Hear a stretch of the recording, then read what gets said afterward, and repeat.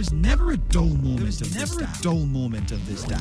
But let's get on now to what is happening here in Nigeria. In the southwest, we have 136, south 131, south. At the time he was tearing his party card, I was very ashamed. He didn't notice that he was tearing himself. How long will you keep on complaining? We keep you informed, thrilled, and inspired. I need to select. I like every kind of woman. But man, light skin does it for me. No, I'm not racist. That's what I'm saying. No. I could take anybody. You know what I'm saying? We are your premium talk, news, and sports radio. Today, 95.1 FM. Don't touch that dial. All right. We've got to go. It's 11:31. This is Today.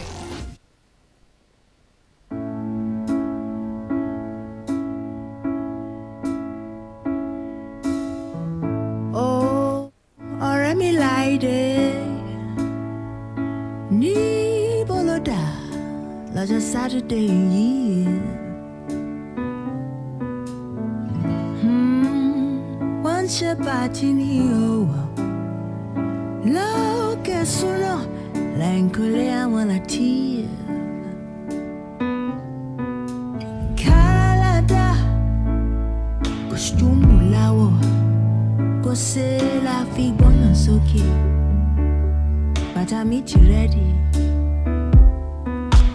Canada, costume lawa, c'est la fille bonne soki, but I meet you ready. Oh, we're happy people, and that's who we are. We're having fun. We're the children of the sun. Whoa, we're happy people, and that's who we are. We don't care. We're the children of the sun.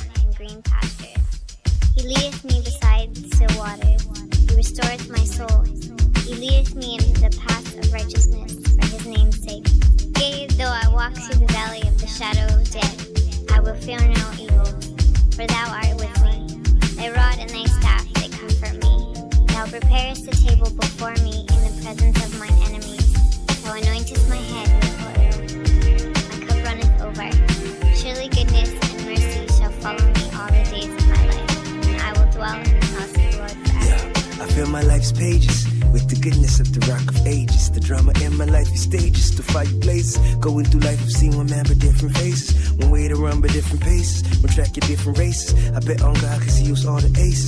I give him everything in him my places, cause I ain't trying to waste this. Serving Jesus till my soul he raises. See gold, silver, and clay, we all vases. The different ranges, but I won't argue as his face he makes us. See he won't let me face it, unless he knows that I can take this. The world amazes, how my situation changes. Though the battle rages, see I stand courageous, because I know I'm basic. I read my Bible and I say my graces. I spend my time with him instead of reading highly chases. Left forgotten that this is the basis to go in places. So when the wells dry up, Jesus is my oasis.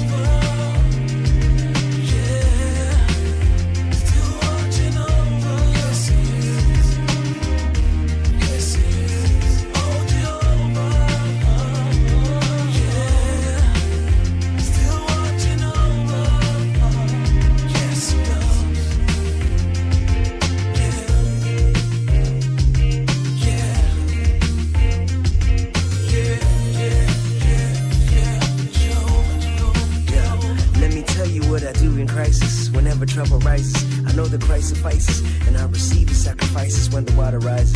And living rises, economies and shifting prices. And when the world is cold and lifeless, it's then I open up my eyes and realize that no weapon comes against us as long as he's beside us. You see, I read that he has promised us that he'll provide us whatever we need as long as he'll live inside us.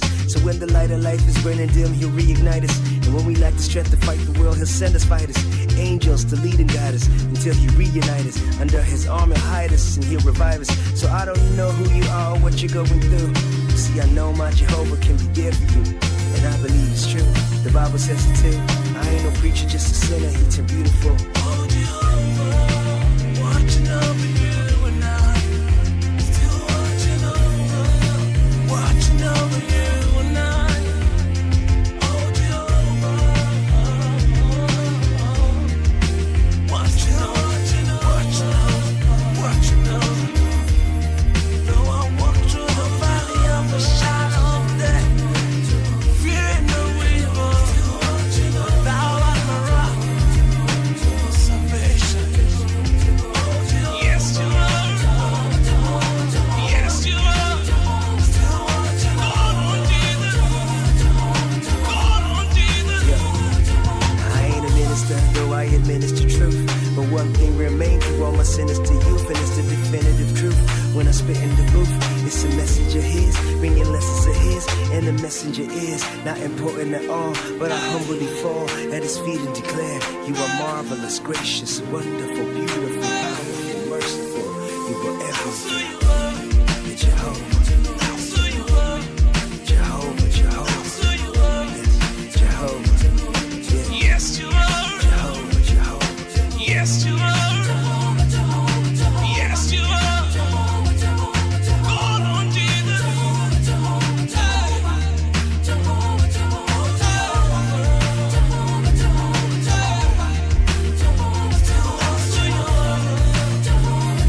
My deliverer, rock of my salvation. God on Jesus. God on Jesus. My provider, strong tower. It's mine. The name of the Lord is a strong tower. The righteous call on him, and they are saved. Yes, I go always pray for you. I go always pray for you. Make the grace of Jesus see you through. I go always pray for you. As all of us, they go our separate ways.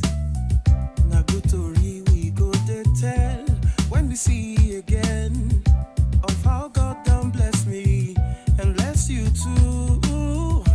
I go always pray for you. And even if I fall from you, you always in my heart. It's not true, not true. I just want to let you know, say, whatever I do,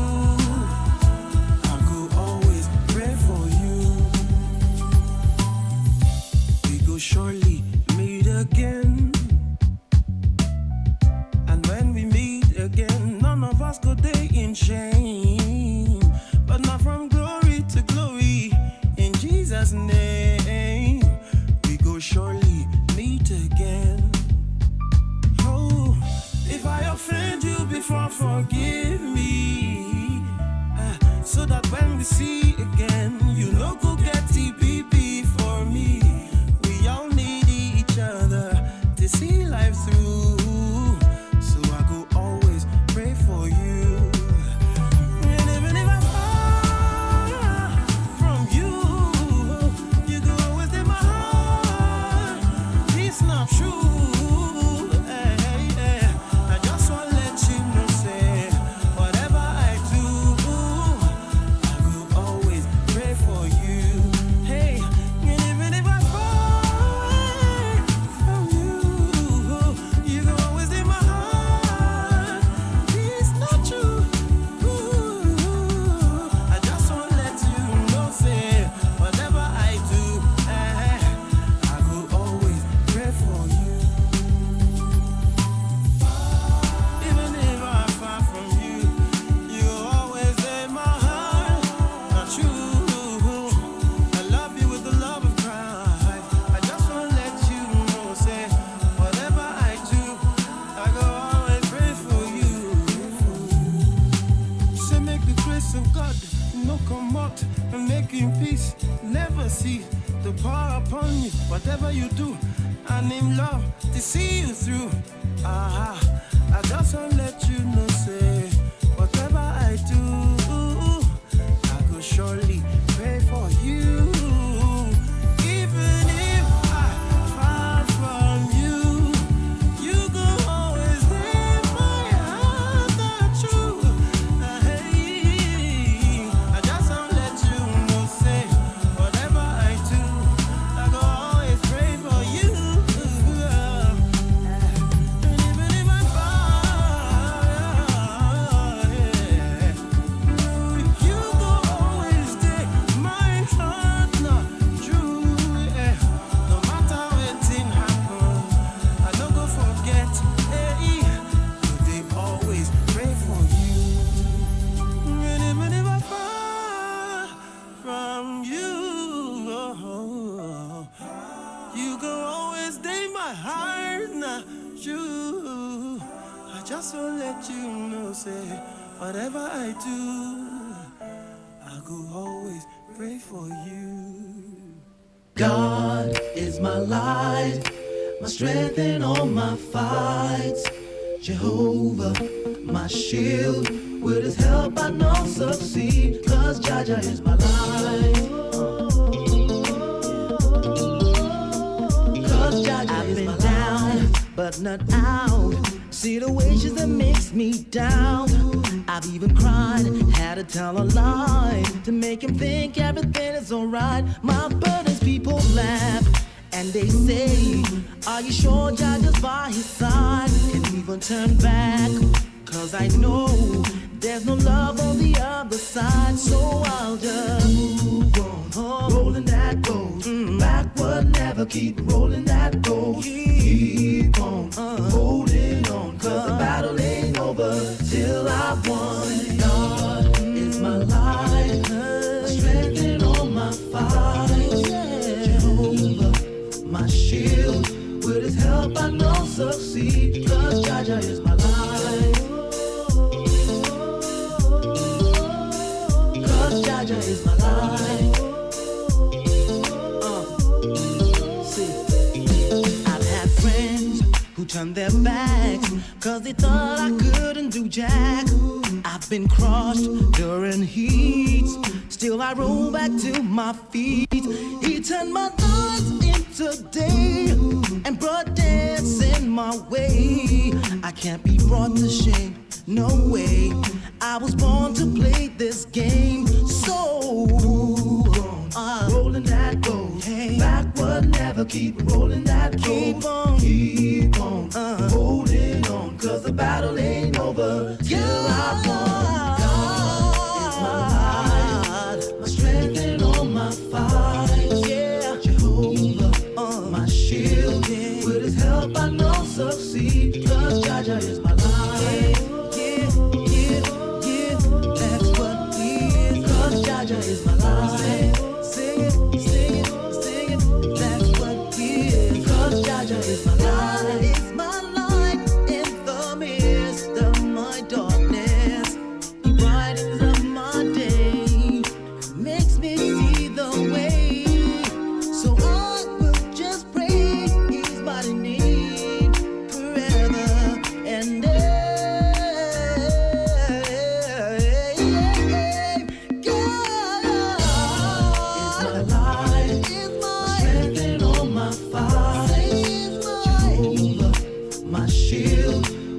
help I know succeed. Cause Jaja is my life, it's my life, my strength and all my fight.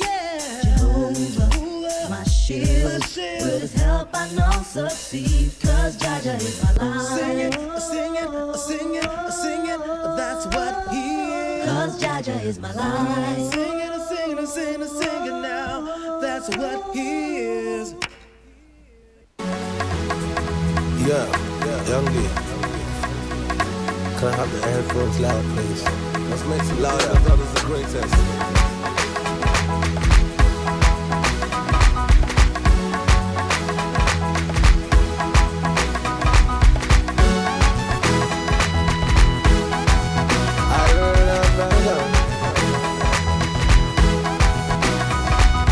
Every day, thank you, Lord, for the blessings that come my way. Right now, I'm living like my life is a holiday. Oh, yeah, yeah, yeah. I will not bow down. I will not bow down. Some worship idols, some worship true. Sometimes I look at them like so them they move. Because how you go just to worship them, I'm God. Yeah, I cannot bow down, my brother. I will not bow down. Baba Lawo, Baba, oh, yeah. Aminu, Baba, oh, Mami, what a power, oh. I will not bow down. I cannot bow down. I will never bow down. Yeah, yeah, I cannot bow down. Hey, looking at me, what do you see? What do you see? Same thing about you, that's what you see. That's what you see. Whatever you believe in, so it's gonna be. So it's gonna be. Hey, why should I bow down? Hey, I will never bow down. Baba Lawo power, oh. Aminu power, oh. Mami, what a power, oh. Don't you ever bow down. Don't you bow down. Some get brain, but I can't think. Some get mouth, but I can't speak. Some get brain, but I don't think. But I can't think. Yeah, they expect me to bow down. Me I never bow down. Sometimes me I look at them like clown. Like God, see. No matter how they push me, they can't bring me down. No matter how they try, they cannot just win me down. Baba Lawo power, oh. Little power, oh. Mami, what a power, oh. Don't you ever bow down. Don't you ever bow down, brother.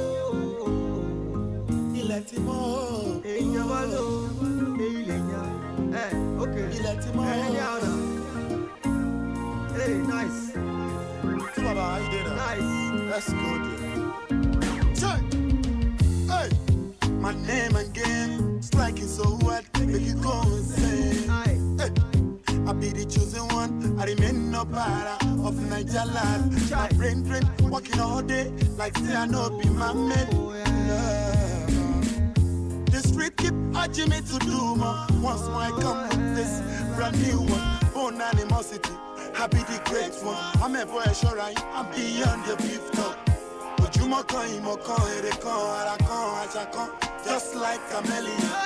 Alama shikata love bagado. Ikimuji no sorry, I think you should know. So I beg you, Papa ole pe meji rapi.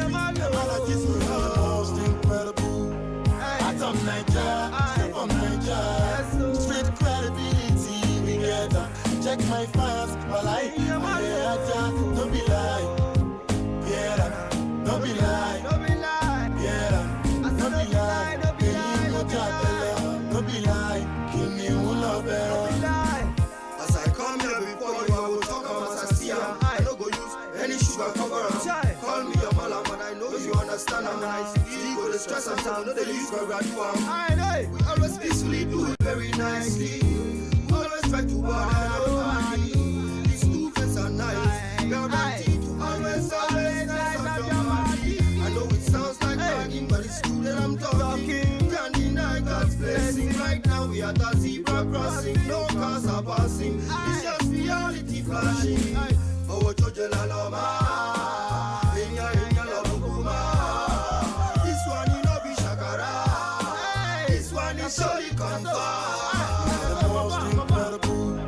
Atom Niger, strip from Niger. Street credibility, we get them. Check my fans, my life, my hair, don't be lie. Yeah, don't be lie. Yeah, don't be lie. Don't be lie. Categorically, I'm the best mentally. No gainsaying, I'm the cutest physically. Don't doubt me, I go bring them Grammy. Credible, remarkable, unbeatable, palatable, reliable.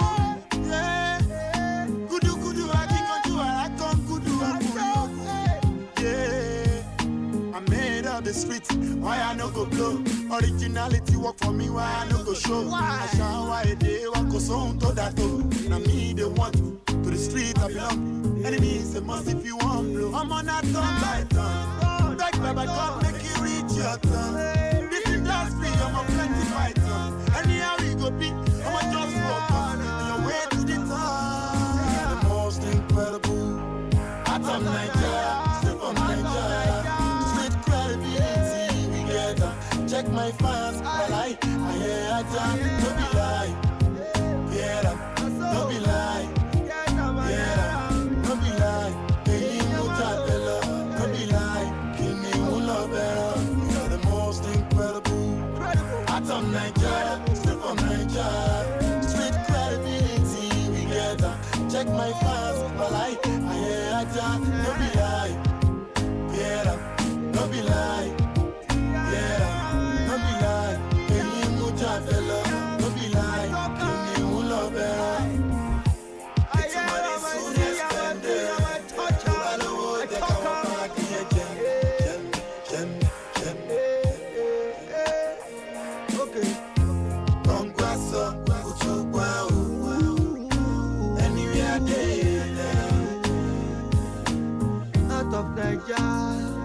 straight from Nigeria. You are my African queen. I'm a smart straight from Nigeria. Out of Nigeria. Out of Nigeria. What is that I mean? It's better than this like a G. Better. What is that I mean? It's better than this like a G.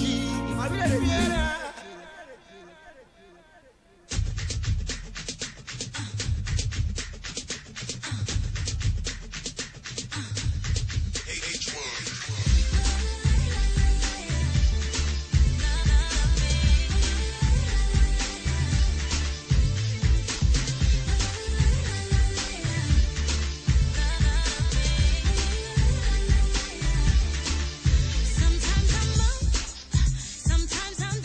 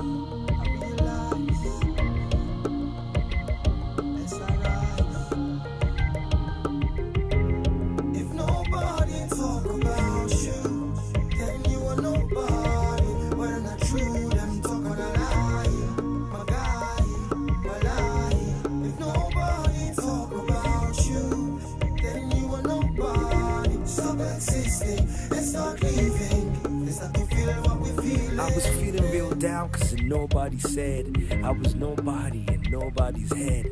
I was a figment of what the media had fed. No true real talent, no street cred. And Two-Face said, brother, you feeling my pain. People go on top but they don't know what fame. When the going's going bad, people disappear. When it starts going good, the same people reappear. When it's rough, I just puff, I just hold back a tear. I try to close my eyes and keep my eyes clear. And oh my man, there's so many one more men. Don't even honor them. Jehovah go corner then. I'm so Obama man and God go Osama then. And just MC, let your success hammer them. They talk behind your back cause you standing in front of them. Cause they know you special, you never be one of them. What it is. If nobody talk about you, then you are nobody. Whether not true, them talk on a lie. My guy, my lie. If nobody talk about you, then you are nobody. Stop existing and start living. They start to feel what we feel. The beginning of your dream, they don't know about you. Back then, they don't have a clue what you want to. Some of them go tell you, some go call you Mugu. Just because I'm getting out too, hey.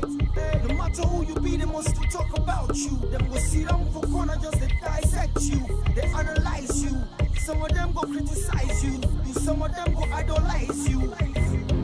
No be small thing, no. But don't feel bad. I say like calamity, them they try to organize. So if you hear all them talk, you will confuse. Oh.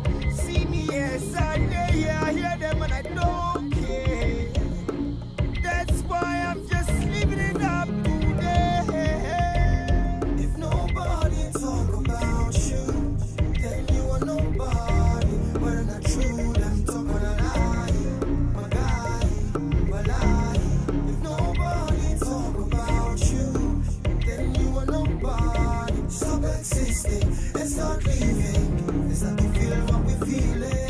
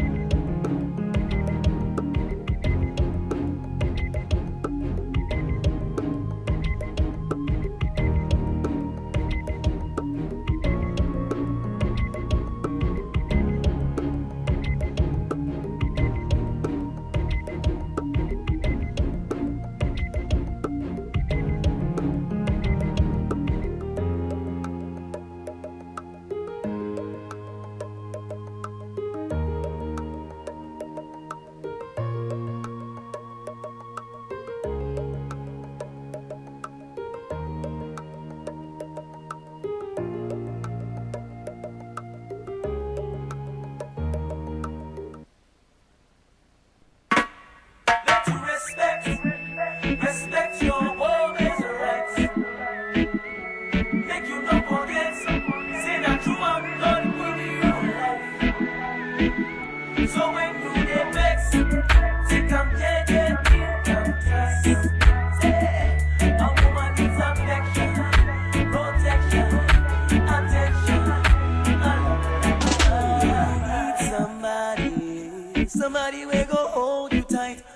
Through the night, I said you need somebody will go treat you right. Respect a woman like you said you need somebody will go dry your eyes. Whenever you cry, I said you need somebody.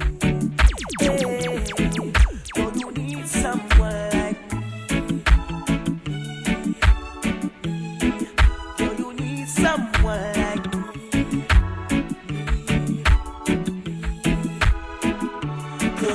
The right things, cause you're a queen, a royal throne with a crown on you. You need the right king, someone to brighten the lonely days. You can count on me, and when you're crying, I'm crying too. Cause what you feel, I feel it too. And when you're smiling, I smile back at you. I build my world around you.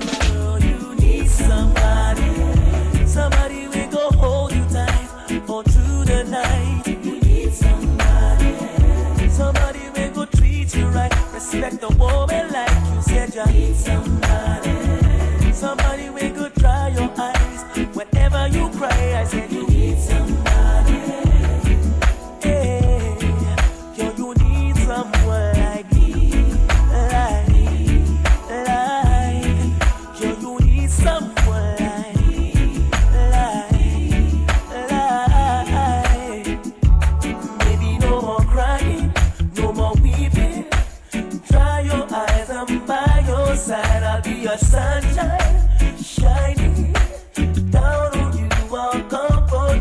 I'll be your hero, your pillow. Lie on me, I'll rescue you. I'll be your rainbow, your shadow. I'll follow you, I'll follow you. Port Harcourt, are you ready? Today, 95.1 FM, the voice of the people. Sunshine or rain, through every terrain. Everywhere I turn, it's football, football. There's your fairy tale. So why not join in the action, intrigues, excitement, and fun? Just doesn't get better than this. Many stars have continued to shine with every ace, every race, every break, and every other sports there is. On today's Sports Live, reaching you from your premium news, talk and sports radio station, Today 95.1 FM Port Harcourt. That sounds like so much fun. Weekdays after the news at 3. It's interactive, it's engaging, and don't forget, your voice is priority.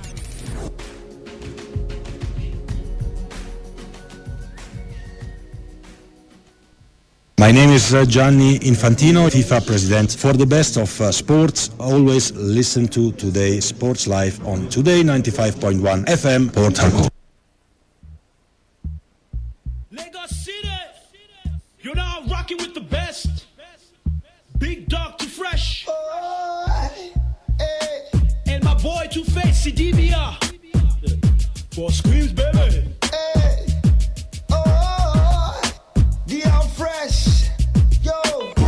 Test the heavyweight champion. Someone will try, he want to get killed. Who want test the heavyweight champion? Someone can last more than a round for real. Who want test the heavyweight champion? Someone will try, he want to get killed. Who want test the heavyweight champion? Someone can last more than a round. A very good afternoon and welcome to Today's Sports Live, the first part of the marathon edition of the last month of December, where we talk everything European football. We will be giving you detailed analysis and reports on everything you need to know emerging from the sporting scene. The show is reaching you live from the studios of Today 95.1 FM Port Harcourt in the City of Port Harcourt, and it's the 7th day in the month of November. My name is Dr. Skoke, the sports diva, and I'll be your anchor on the show this afternoon. Joining me in the studio are the guys. Some of them will join us later on in the show, but I do have someone I can always rely on. He is Chibuzo Emmanuel, the top striker. Good afternoon to you. Good afternoon, to God be the glory. You're here to talk sports on the show this afternoon, and of course it all goes down tonight. Anthony Joshua and Andy Rowe Jr. doesn't get bigger and better. It doesn't get bigger and better. And on the menu, the talk is over, like top striker said, as all road leads to Saudi Arabia for AJ Rui Part 2 in the clash of the Dons. Not forgetting the Manchester Derby takes center stage today as City plays host to United at the Etihad. Plus, Inter leaves the door open for Juve after the Roma draw. The show is packaged to be interactive, so we encourage you to be part of it by hitting us on any of our interactive platforms. For WhatsApp, you can reach us on 0701 933 9960. I'll take that one again. 0701 933 9962. For Twitter, you can tweet at us at TodayFM951 or at SportsDevo4 or at Emmanuel 9001. That is at Emmanuel 90001. The phone lines will be opened in due time for you to air your opinions live on the show. Hello, my name is Kanu Wanko, aka Papilo. For the latest and trending sports stories, always listen to Today Sports Live on Today 95.1 FM Port Harcourt. Enough to be the best, they Pepe must rest. Nobody test, I represent the game to the fullest. Big dogs of fresh Nigeria's so finest. All right, we have talked a lot. We've already talked about what you're going to be expecting in the show. And it's high time I go quickly to top striker and ask him what made the headlines for him in the outgoing week. Not too many things in the course of the week. Of course, apart from the Athletic Federation of Nigeria, the AFN, and the troubled house, what they're facing at the moment. The factional issues going on. Having two factions, the rumors coming out that they've suspended Ibrahim Guzo. They had two different congresses. Annual general meetings, one in Abuja, one in Oka, and right now we're hearing that the one that happened in Oka were illegal members or chairmen of the club, chairmen. So I think that's where we are at the moment. We're expecting the IWF to stand and make a decision. The Oka faction are saying that they want anonymity, they want to be anonymous, they want to be different from, they want to move out from the sports ministry. I was asking, is it because of the Adidas or the Puma deal they signed? They think they have so much money to execute their plans. But of course, I think these are some of the major things that rock the headlines. The LMC came out with reports over the course of the week of referees that were found wanting in the first 5 matches of the NPFL season. The question is, to what end? How long will this last? And of course, we saw the troubles with Arsenal continuing again. And yet again, 9 games without a win in all competitions. Marco Silva has been a long time coming. We've been waiting for that sack ever since. After that Merseyside derby, we saw it. They came crashing down to Mother Earth right there. But of course, I think these are some of the major things. But for me, it's all about that.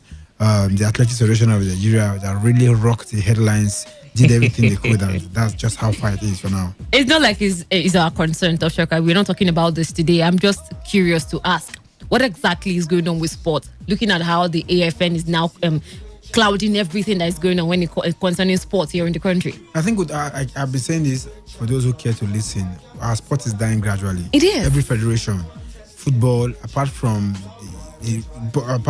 wrestling, that they have been on the upswing surge. The fear is if Daniel Legale leaves the scene, we hope we don't go back to 1952s. If whoever comes in. Badminton is on the rise at the moment, but I think the major, let me use the quote, major sport, football, basketball, some of these federations have two presidents. Things are not moving well. You're asking whether we have square pegs in the round holes. Those who are in power, they will tell you that they are not there because of the money. But what is causing the problem for them is all about money. So you keep asking questions, and what is happening to sports in Nigeria? Keep asking these questions. It's just that sometimes you just say we are not ready to do sports. Wisdom was talking yesterday that we should give our football time, that we are making gradual step. I said, which kind of gradual step are you talking about? South Africa came here to learn the game. They've gone back. They have their leagues on TV. We have Kenyan league even on TV. Zimbabwe have people who are ordinarily we say Libya and Nigeria, and you cannot put them in the same level as football. But they have a better league than us. So we keep asking, what are we actually doing right, even in the world of sport? Yes, we are able to assemble some players who go to any tournament, finish second and third. We celebrate them like our sport is growing. But the truth be said, we are not going anywhere. Sports-wise, we keep saying the same thing, give them time. We should not compare them with the EPL. It's not about comparing them with the EPL. Even right on the continent, how far and how well are we faring? So I think a whole lot of things are happening. I think it's high time the sports ministry comes in. If it means it's banning many sports, let us go back, stay 1 year, 2 years without taking part. Let us address our house so that when we come back to the public, we have something better to present. And we are still here. Somebody calls our Nigerian Premier League a Twitter league. People were laughing, people were trying to make correction. But if you want to look at it from practice, it's even true. Twitter is not even there. It's not, we cannot even say it. No, when I say Twitter league, people get the update from Twitter. When they start tweeting, the LMC tweets, some of us that follow the league try to tweet. Some of us are even tweeting, we don't even watch these matches, except the ones that happen in the state where you find yourself. So it's so appalling and shameful that we don't even have the league on TV. I don't know how far and how long we can go with this. All right, while Top Striker was speaking, we already have the other guys joining us here in the studio. Late comers they are. We have Victor Oria here with us today. Good afternoon to you, Victor. Thank you very much, Dorcas. Good afternoon to everyone listening. Good afternoon to you guys in the studio. Apologies. Are we accepting it? We don't know yet. We also do have Priya here with us. Good afternoon to you, Priya. Good afternoon, Dorcas. Good afternoon, everybody for listening. And with that, I'm going to go head straight to you, Victor. Your week in review. What exactly made the highlights for you during the outgoing week? I was thinking about it on my way here. What big news? I think it was a pretty normal week. Not too. Just the bad news, of course, and I would not say it made the week for me. You look at it like the AFN and the drama fiasco going on right there. So I really would not say anything made the week. Marco Silva was sacked. I expected that to have happened as far back as October, thereabouts. And what else? I think it was just a pretty normal week. And yes, the AFN and the drama should probably be what made the week for me. All right, with that, we head straight to the world of boxing. We're ahead of the most anticipated bout in the world of boxing. Anthony Joshua believes that the talk is over and now is the time to get the job done, while insisting that weight does not matter at this point in time. The talk is cheap, but I can tell you, yeah, I'm going to bring it home. And that's what people want to hear. I just got to go out there and perform. Do you know what I mean? Within myself, I'm confident, but I've got to go and prove it to the world now. The physical stuff is done. It's just about the mental now. Aligning my body, aligning my thoughts, and using the useful stuff. Just focusing solely on the positive. And that's the victory, the process, and I'm going to be victorious. The weighing is important, but as heavyweights, it don't really matter. It's just about skills, pay the bills. Like, that leads to victory, really. So not so much about the weight, but I am what I am, and I feel good. He's a big lad. They should make a super heavyweight division. Do you know what I mean? Because it is that much of a vast difference, but the art of the game is to hit and not get hit and avoid them punches. Imagine being 3 stone heavy and everyone says how fast he is. I'll definitely be beating him to the punch. Meanwhile, former WBC and IBF middleweight champion Kyle Frosh said Andy Ruiz Jr. at the 3 stones to his previous weight is not a good sign for the Mexican-American, but is for Joshua. For me, it's too heavy. I think if it's going to make a difference, it's going to be a negative difference. It's not going to help because he's got a lot of flesh anyway. It'd be nice to see him shed a few pounds, but I don't think he cares. I think he likes the fact that he's done the job at 19 stone in his last fight, and he's coming a little bit bigger. And I don't know, it's not good signs. For me, that's a positive for AJ. AJ's coming lighter as well. So the 3 stone weight difference is quite a big old gap. And hopefully Ruiz is taking this really seriously, and maybe he's playing mind games, and there's probably more to it. Eddie Hearn had his final words to say ahead of the bout. But I wouldn't want it any other way. What do you want? Him out here in a fight that he's a 20-1 on favourite? This is it. This is make or break. This is a moment in history for the sport of boxing and for Anthony Joshua. All of the past, the Olympic gold, the World Heavyweight Championship, the unification against Klitschko, unification against Parker, it's all irrelevant. Just one job, beat Andy Ruiz. And I'll tell you what, if he beats him, my God, there's going to be scenes. Beat Andy Ruiz, and Top Striker, the time is now here. The talks, we've been talking about this, we've been previewing this particular bout. But, Top Striker, can Andy Ruiz Jr. repeat, or will Anthony Joshua find redemption in this particular bout? Andy Ruiz can repeat, Joshua can find redemption. It's a matter of style. We always talk about styles make fight. Andy Ruiz Jr. is 6'2", and he knows that almost all his life he's fought with boxers who are taller than him. And he has mastered the very arts, mastered the style of how Mike Tyson fought the people he fought against, how tall they were. And then when you stand to trade tackles with him, trade punches with him, you are playing into his hands. So I think Anthony Joshua needs to be very, very careful. And of course, you want to say he has a longer reach to that of Andy Ruiz Jr. How best should he use it to his best advantage? And yes, this man is weighing heavier. Talking about Andy Ruiz Jr. Yep. Of course, from the rumors coming out, he's been taking pizza and it makes him get bigger. It's a strategy for him. He knows that some of those punches will not throw him down easily, knock him off balance. And he's weighing heavier than even the first bout. For Anthony Joshua, I think the onus and the pressure is going to be on him indeed. He's not holding the belt. He wants to reclaim the belt. And we've talked about how much it stands to earn tonight, whether he wins or loses, for the £6 million guaranteed already. Before you talk about the pay-per-view from Sky Sports, people who are viewing, the money skyrockets compared to the £13 million of Andy Ruiz Jr. A whole lot right there. I keep saying this man in question, talking about Andy Ruiz Jr. is one of the proper boxers I can use in the division, if not in all of boxing now. One of the proper pound-for-pound boxers himself, that Usyk, Joshua too can box. And Deontay Wilder is a fighter, he's not a boxer. There's a difference between a fighter and a boxer. One of the proper boxers in the division is Andy Ruiz Jr. He knows the trade. As an amateur boxer, he fought 110 times. He won 105 of those fights. He lost 5. Not a pro boxer, 105. An amateur boxer, he fought 110 times. He won 105 of those times. This is a man who has seen many battles. He has fought, before this bout, he's fought about 33, 34 bouts already. He lost just one to Joseph Parker. Anthony Joshua himself have fought about 23 times or thereabouts. They're both 30 years old. 11 fight difference between these two guys. Let's not take into account the 11 times, the 105 times he has fought as an amateur boxer. So this guy has gone through the rudiments of boxing. So it's better for you to sit down here and say he's a well-skilled and trained boxer than Anthony Joshua or many of the guys in the division at the moment. So a whole lot. This is a guy who, for the first time at the age of 7, boxed for the very first time. His grandfather has a ring where a former Mexican heavyweight champion, middleweight champion rather, was training. So this guy is a guy who was training the art. And of course, the average Mexican, after the depression that happened in the 1930s in Mexico, he entered into them that mental toughness in every Mexican, the average Mexican, is in them to withstand every obstacle in front of them. We all knew how this man took this fight 6 weeks before the bout after Jeremila was found wanting with drugs, and he just finished fighting. 6 weeks later, he had to do another bout with Anthony Joshua. So this guy is the guy who, that's to tell you, on short notice, he got his fight, the first fight, and he took Joshua to the cleaners. He went there, he hit the canvas first. Joshua has to come up with a whole lot. Yes, he has cut down on his weight, but my fear is how prepared mentally he is. His girlfriend has been in Dubai with him ever since. I hope that's not going to be a big distraction for him. Now, of course, he knows what is at stake for him, because people have been saying it everywhere. If he loses this bout, I think he may just start from down under again and start building himself up. In 2015, Dillian White lost to Anthony Joshua. From that time till now, he's yet to even get a shot for any of the belts. He's been fighting. I think that might just be the case of Joshua if he fails to win tonight. He may just have to start struggling, fighting the Yugi Furies of this world. I will not be surprised there will be a fight one day, Anthony Joshua and Samuel Peter to fight one day, because you have to now start climbing the ladder back and back over and over again. So I think Joshua has to do what he has to do. And this bout might not even get to the 7th round. I'm saying it might not get to the 7th round, but a whole lot is at stake. His father and the reason's father came out in the course of the review on Thursday and said this shows to stop buying cars. The guy has been going on cars. Come on.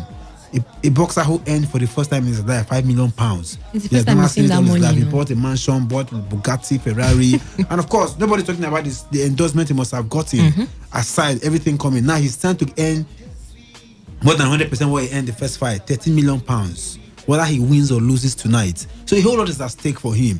And this guy is a proper boxer. Like I said, he has studied Mike Tyson very well. How Mike Tyson was able to, majority of the guys Tyson fought were guys who were taller than him, who were bigger than him, and how he was able to bring himself and get them. He throws himself at them, giving them no space. We talked about Joshua has a longer reach. If you give him that space, yes, he has an edge over you. But I think he may not give Joshua that space. He's going to come all over Anthony Joshua, fist around him. So I think leaving the guy uncomfortable. So what tactics can Joshua use? And this guy also has quick hands.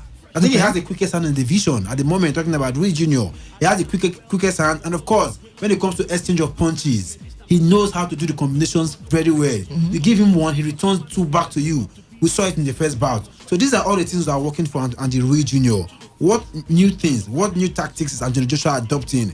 He's been talking to the person he conquered in 2017, talking about Vladimir Klitschko, who has been advising him, stay off your phones, be more focused. It shows that Klitschko has been rooting for Joshua ever since. There are rumors that at some point he wants to come out of retirement. He's been talking about Joshua should stay focused. Majority of the British boxers, Dillian White, Derek Chisora, David Hay, they've all been talking about what Joshua needs to do right to get this bout, to win this bout. Except for one man, of course, Tyson Fury, who is not in Joshua's camp, certainly not. And of course, Deontay Wilder, who is also hoping for this guy to win the bout and the original. So a whole lot is at stake for Anthony Joshua tonight. And in Saudi Arabia, yes. People are saying the referee should pay more attention closely this time around, owing to the fact that in the first bout, there were footages and images of Andy Regional punching Joshua behind the head. How that affects the psyche of the person. And the referee should call any wrong hits. There's no way you're supposed to hit the person. Call those calls. Anywhere below the belt, make those calls count. And this guy is a boxer. He knows the trade. He knows where to hit you and plays the fast one on you before you recover from it. It's all over you. So I think it's a two-sided thing. It depends on who wants it the most. Anthony Joshua and the Roy Jr. Yes, Joshua, like I was saying, he doesn't hold the belt at the moment, but the pressure is so much on him. What is he going to do differently that he didn't do in the first bout? And of course, for Andy Roy Jr., what does he need to improve on to better what he did the last time? These are the two sides you have to look at it, and it's a matter of who holds the card well. You throw the card. It's all about tactics, like we say. We saw Deontay Wilder and Luis Ortiz the last time, how on all the scorecard of the judges, up until the 7th round, Luis Ortiz was leading on all the cards, up until that one punch came and he went down. And that was what ended the bout. So I think Joshua needs to do something different. What is that thing he's bringing to the table? That is the big question right now. Like I said, this man he's fighting against is a proper pound-for-pound boxer. 110 bouts as an amateur. Come on, he didn't qualify for the Olympics in 2008 because he failed to qualify. One of the people that almost stopped him from qualifying was the man that lost to, what's the name? Dillian White. It's like Oscar Rivas, one of the people that stopped him. But this man is a man who is a trained boxer. He knows the art, he knows the trade, he knows the rudiment and the techniques. He has been schooled in the basics of boxing. He's like I said, he has one of the quickest hands in boxing. So Joshua must play his cards very well, adopt new tactics to get better of this man. Victor, what do you think is Joshua's mindset going into this bout? To win. I was listening to an interview to him that's talking about Anthony Joshua, and he said right now he's focused that even if he gets the belt, he's not going to showboat. He's not going to get the titles. He's not going to showboat in any way. That he has a target, and of course, Andy Ruiz Jr. is just the next list on that target, and it's just to see him off. So I think that should be his mindset, to win. Nothing but just see this match off as soon as possible, not to take any risks.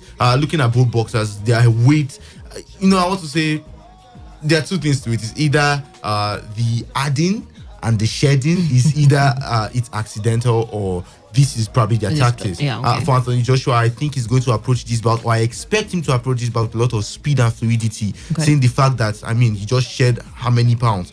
You should be faster, you should be quicker. While for Andy Ruiz Jr., of course, the punches are going to be more, they'll be fiercer, let me just put it that way. And just like Top Striker said, they'll be able to withstand some of Joshua's blows and jabs and all. But really, it's going to be an exciting match.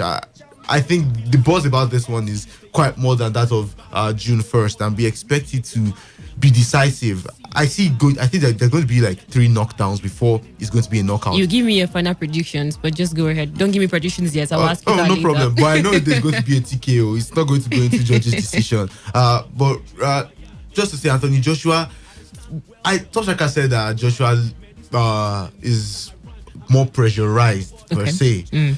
I'm beginning to think, they usually say on easy lies the head that wears the crown.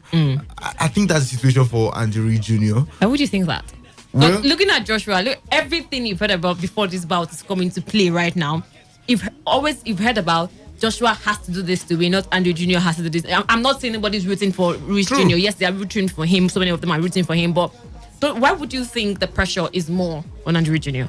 Because he has the belt. And that's the thing. Well, it depends on his vision. Anthony Joshua seems to be one that wants to, be one of boxing greatest. I don't know if that's the plan for Andy Ruiz Jr. Andy Ruiz Jr. just looks like a guy that is just living in the moment. And of course, he was ecstatic when he won the first bout. So he has probably achieved one of his greatest dreams. I was looking at their press conference, and his mother and his family members had behind their T-shirt the Mexican Rocky. So it looks like he has just achieved that limelight. But if it's not the case, if he wants to actually be one of boxing's greatest, probably when you mention the likes of maybe 10-15 years from now, when we're mentioning boxers, Floyd Mayweather, Muhammad Ali, we should be able to mention Andy Ruiz Jr. If that is what he's focused on, I think he shouldn't, or he'll be pressurized to not let go of this title. He wants to defend the title, see how long he can hold on to it and create his own legacy. That's what sport is all about. Creating a legacy, creating something with your own name. Anthony Joshua, on the other hand, he doesn't have the belt. A lot of persons are expecting him. I think there's something that should be different in this particular bout. Was the first bout, I felt Anthony Joshua was not mentally tough in any way. He took some time away from social media, visited some parts of Nigeria and all. Maybe that's to psych up his mental toughness. We know how important this is, especially in bouts. Tyson Fury said after the June 1st bout that Anthony Joshua was probably concussed before the bout, or he wasn't ready in any way to fight Andy Ruiz Jr. I think it might just be, he should have worked on it. That's just it. Coming to this bout mentally tough and be able to see off Andy Ruiz Jr. But all in all, it's going to be an epic one, I tell you. But then it's a matter of who wants it the most. You really cannot say which boxer would get it. It's a matter of who wants it the most, because looking at what is on the cards, what's on the table for both of them, just like Top Striker said, if Anthony Joshua loses this chance, he might just have to start building up all over again. And who knows, before he gets to where he was, he might have eventually called it quits with the sport. Maybe never get there. So he has just got to win this. And for Andy Ruiz Jr., will he just be a one-fight wonder or a one-year wonder? One Anthony Joshua got all 3 belts for how many months? 5-6 months, and then went into oblivion. I don't think he want that to happen. Top Striker, I wouldn't want us to go into their weight anymore. We've already discussed about that. We've already given hints on what to expect, what to expect concerning their weight. Now, the question I want to ask you is this: is Ruiz Jr. for real? When I mean for real, is he here to stay? I think everything also determines what happens tonight for him. Even if he loses the belts tonight, one thing is certain, is still going to be around the division. He might get fights with the likes of Joseph Parker. He might get fight Parker, who he lost to in 2015-16. The only loss to his CV at the moment. He's also going to get fights with the other guys in the division. You have so many other guys. Whenever Jeremiah comes back, he's going to be there. You have, not forgetting, Carlos Takam is still around the division as well. Tyson Fury is still there. A lot of guys are still in the division. Usyk is still there. Like I always say, whoever wins this bout already has Usyk waiting for the WBA belts already. So I think he's going to be around the division. At least he's going to be referred to as a former champion. Yes, and no matter what happens, and which may also not give him an edge among the rest of the other boxers. Talking about the Carlos Takam, the Parkers of this world, because he's holding all 3 belts. I would say 4 because IBF is 2 part of the belts he's holding at the moment. So he's going to have them. And let people forget that tonight there are actually 2 other fights. 2 supposedly big names are fighting in the undercard tonight. And one of those will be, what's his name? Alexander Povetkin is fighting tonight in the undercard. And Dylan White is also fighting tonight in the undercard as well. So these guys are fighting tonight because they just don't want to stay idle. They just need to get something off their back. But I think Andy Ruiz is around, is in the division to stay. No matter the outcome of what happens tonight. And of course, a whole lot is at stake for the 2 guys, Joshua and what's the name, Andy Ruiz Jr.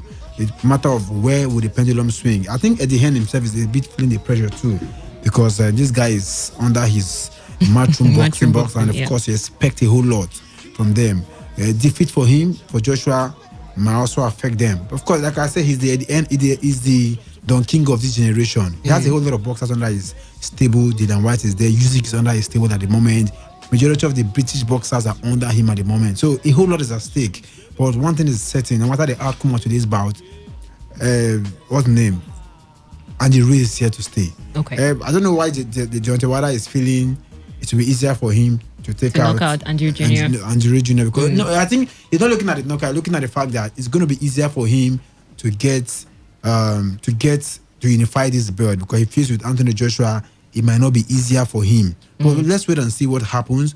I think right now they had a dinner yesterday. All the families were there.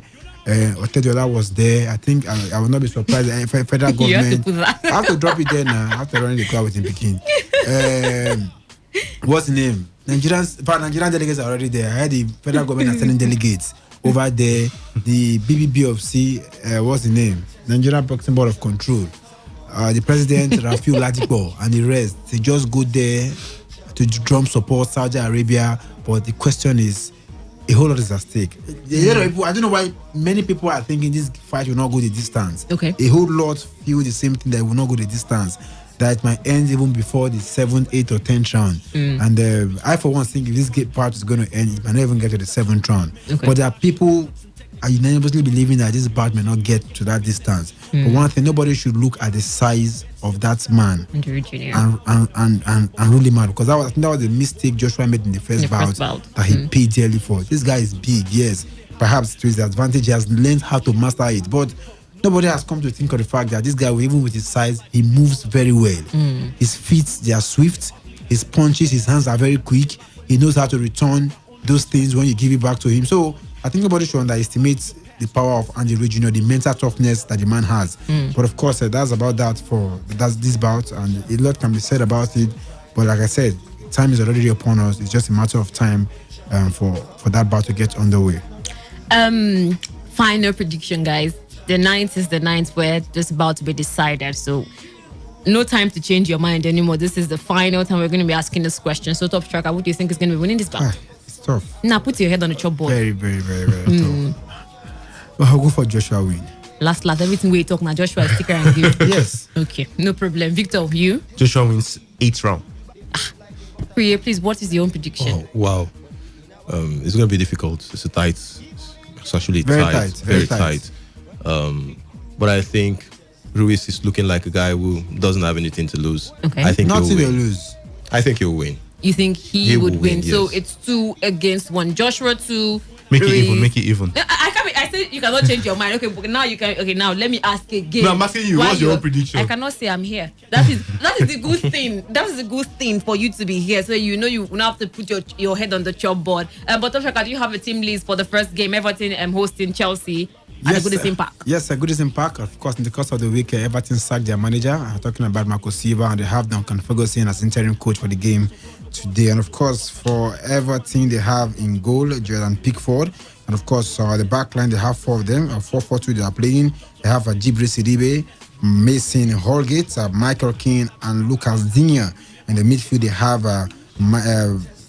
Schneiderlin, Gifford Sigurdsson, Theo Walcott, and Alex Iwobi. Up front, they have two guys, Richarlison and Dominic Calvert-Lewin. On the bench, they have Leighton Baines, Cheng Tosin Bernard, Stekelenburg, Tom Davies, Moise Keane, and Omar Nias. While for Chelsea, they have in goal Kepa Arrizabalaga. They are playing a 4-2-3-1. The defenders are Cesar Azpilicueta, the captain of the day, Kurt Zouma, Andras Christensen, and Reece James. So while the two guys holding for them are Mateo Kovacic and N'Golo Kante. And of course, the three across board are Christian Pulisic, Mason Mount, and Willian. Up front is Tammy Abraham, while on the bench you have Jorginho. Surprisingly, he goes to the bench today. Ross Barkley, Willy Caballero, Hossein Odoi, Michi Batshuayi, Fikayo Tomari, and Emerson all on the bench. All right, that's the first game in the English Premier League. And with that, we head to the phone lines. Let's get your thought. Let's hear what you think about the Andrew versus Joshua Part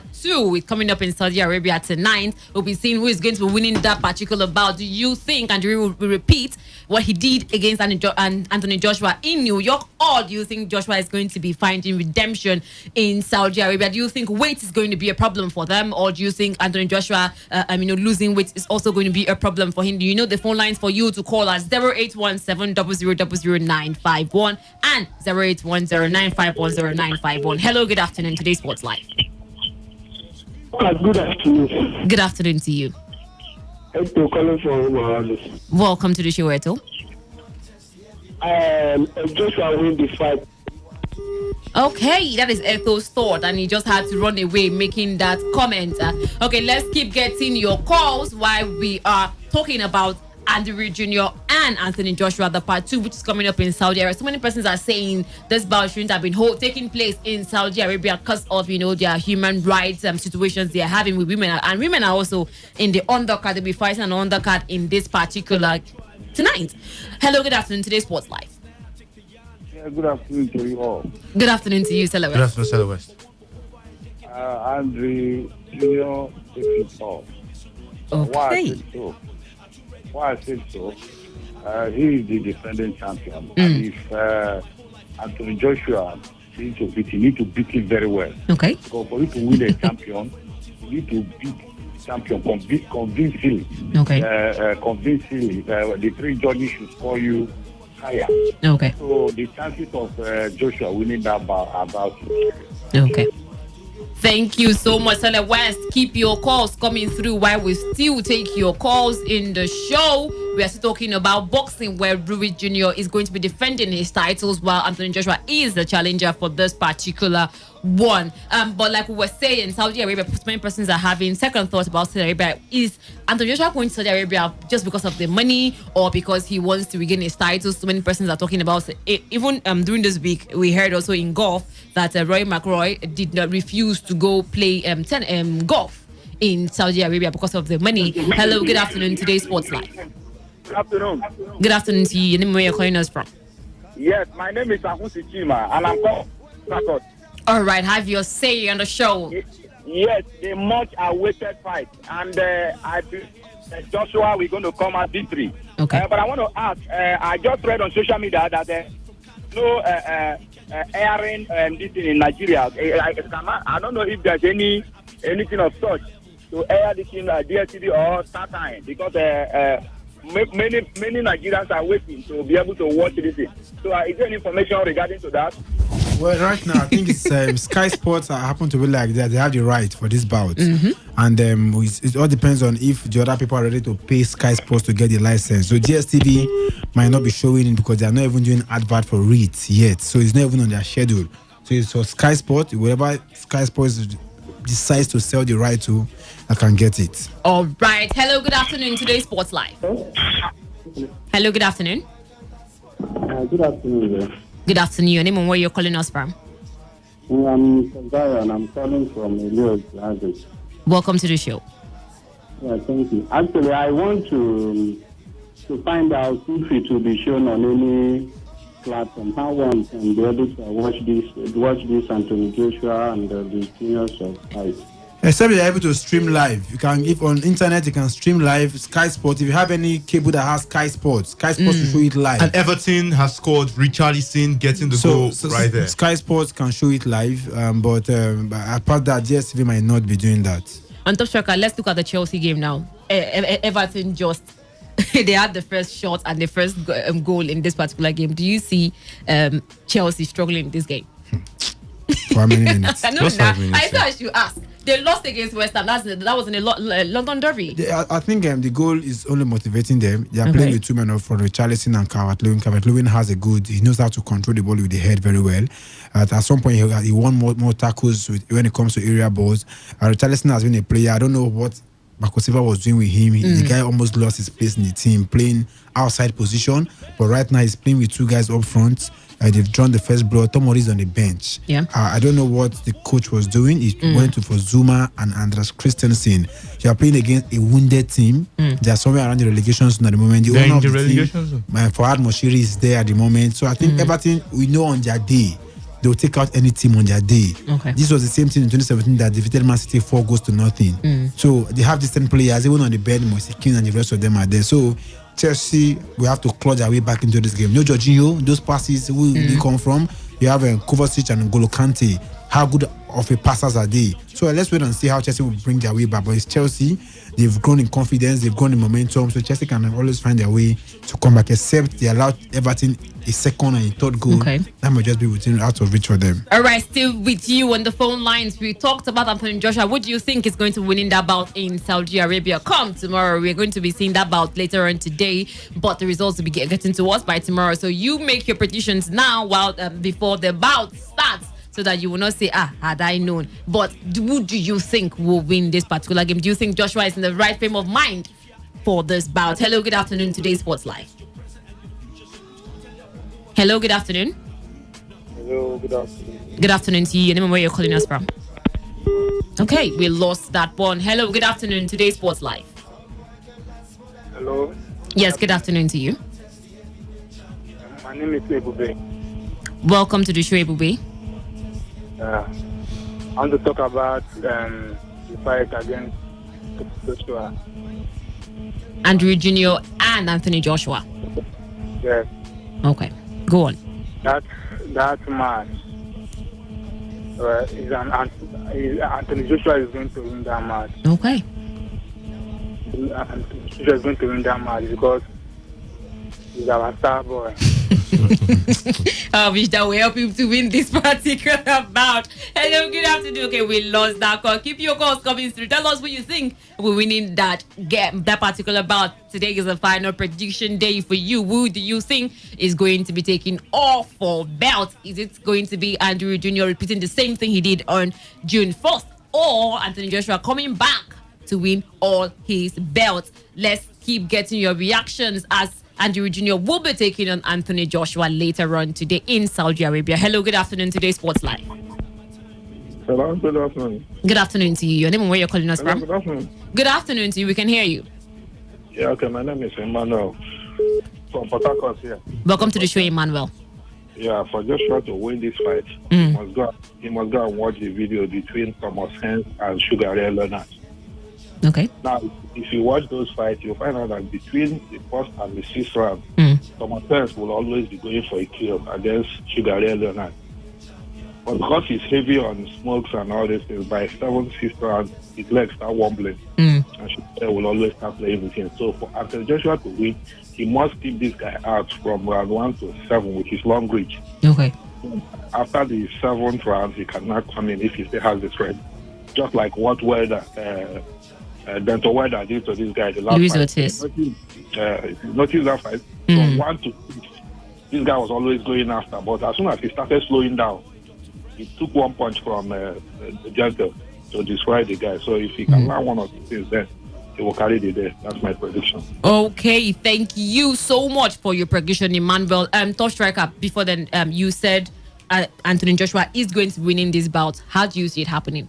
I don't know how it's going to happen, but I think it can be by TKO, technical knockout. It could be by knockout, but I don't know. I just say, but I know it's going to be a very tough bout for the two fighters. Okay. It's not going to be a stroll in the park for any of them. It will be tough for them. But I think Joshua wants it more. He should be able to dig deep. Like he said, he has learned from his lessons from the first bout. And he took it like a man, the first defeat, not blaming anybody, not blaming. He said he made some mistakes. He improved on his sparring, brought him some new sparring partners. See how Rob McCracken with him, Derek Chisora is with him, some other sparring partners are there. I think, I don't know how it's going to come, whether it's by knockout or by TKO or going the distance, unanimous decision. I don't know. By that, if it's going to go that way, it might. But I just don't know. But I expect him to win this one. Victor? I think I said earlier that just be TKO. If it gets down to the judges' scorecard and the Reed Junior would win, I feel it's so strong. So if Anthony Joshua is going to be, he wants to win this one, he's got to knock him out. Okay. Hello, good afternoon. Today's Sports Live. Hello, good afternoon. Good afternoon to you. Any more you're calling us from? My name is Quincy. I'm calling from Portland. Okay, speak up a little so we can hear you. The match between Anthony Joshua and the Andre Junior. I'm predicting Anthony Joshua win. Okay. And I'm very sure Anthony Joshua gonna win tonight. Okay. Thank you so much. With that, let's go to other matters making the round and to Chelsea, where Chelsea said FIFA treated them more harshly than Manchester City despite their transfer ban being caught on appeal. The Blues' two-window ban was halved by the Court of Arbitration for Sport, freeing them to buy players next month. City did not get a transfer ban after they were also found to have broken rules on signing young players. Quoting the Chelsea statement, they said FIFA chose to treat Chelsea entirely differently to Manchester City for reasons that make absolutely no sense. The approach taken by FIFA to this case has been deeply unsatisfactory. FIFA accused Chelsea of breaching rules on the signing of 27 under-18 players. However, the Blues claimed that in 16 of those cases, the players were registered in line with advice that the game's global governing body had given the Football Association in 2009. Chelsea argued that the alleged rule breaches in the remaining 11 cases were either procedural or there was no case to answer because of the precedent set in CAS ruling on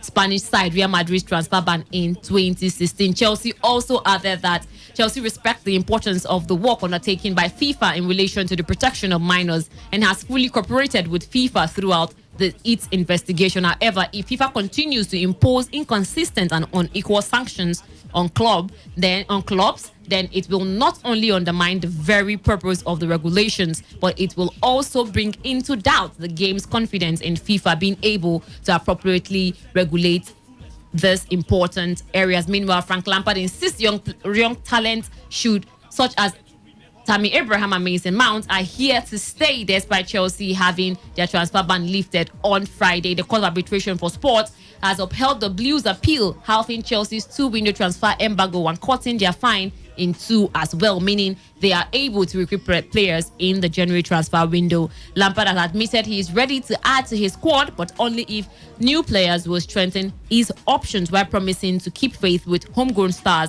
like informed England international Tammy Abraham and Mason Mount.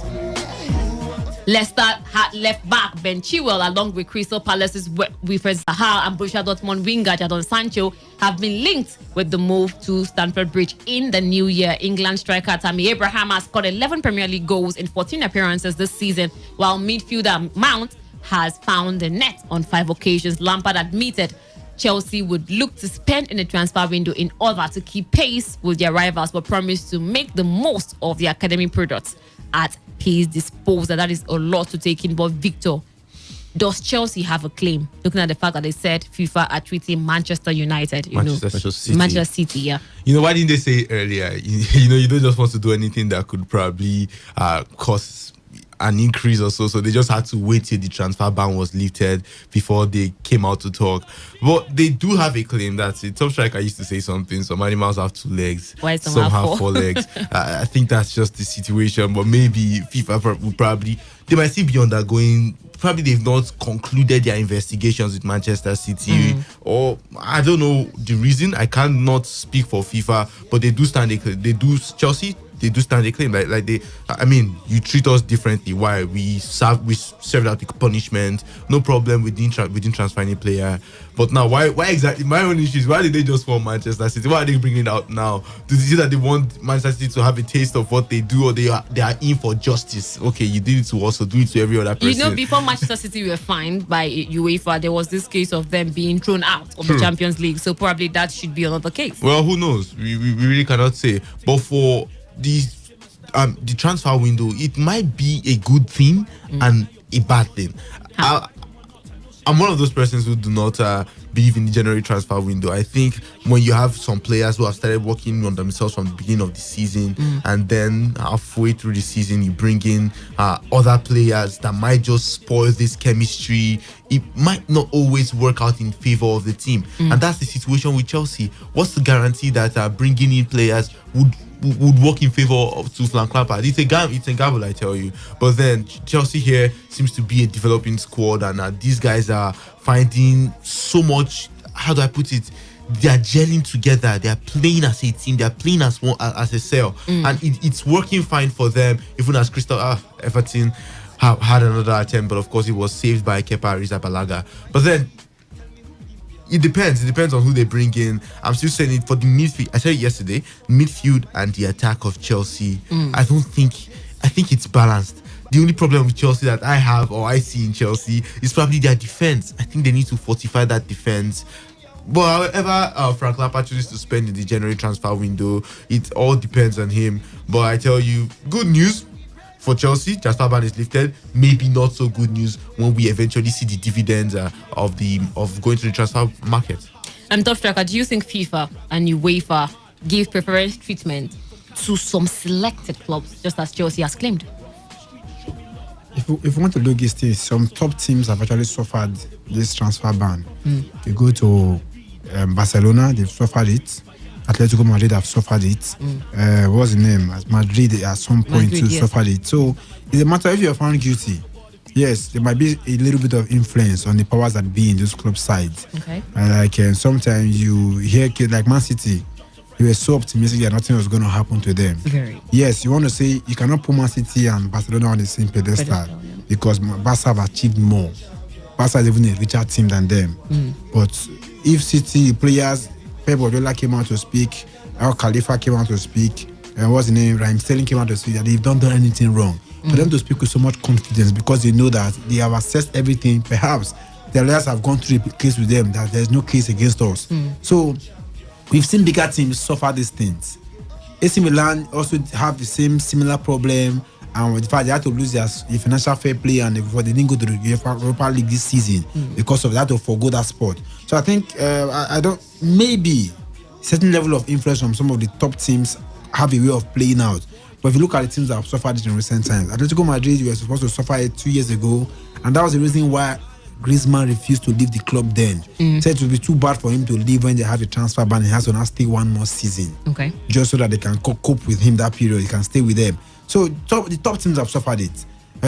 For Manchester, for Chelsea, is when the ban has been lifted, you now come out to say you teach some teams more. If there's any guilt found in City, they will have paid for it. But I think I just want to also bring you to notice that I think this does not also spell the beginning of the downfall for Chelsea. Okay. We've seen teams who didn't sign players, they are having a good run.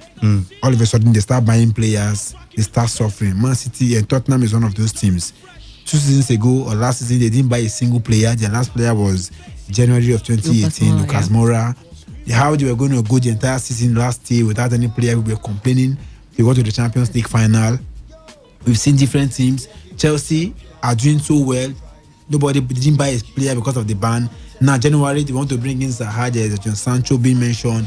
What if you now start bringing these players, and now affects the chemistry in this team? So most times these things have its downsides as well.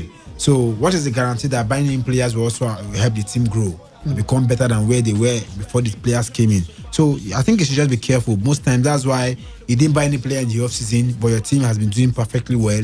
All of a sudden you now have money to spend, you bring in so many players, things now go the other way.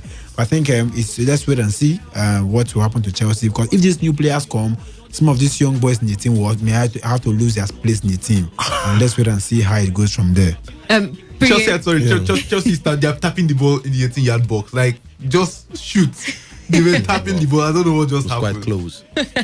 Priya, do you see Frank Lampard spending some money in the January transfer window? Definitely. Every team will want to strengthen their team, especially positions. Where is he going to be strengthening? I think one of the key positions is the centre back. He has actually trusted it into Scott Zuma and Tomori, including Christensen, who is just back from injury. I think these guys are not of that level where Chelsea is supposed to be, like top teams. They have been struggling, they're conceiving goals.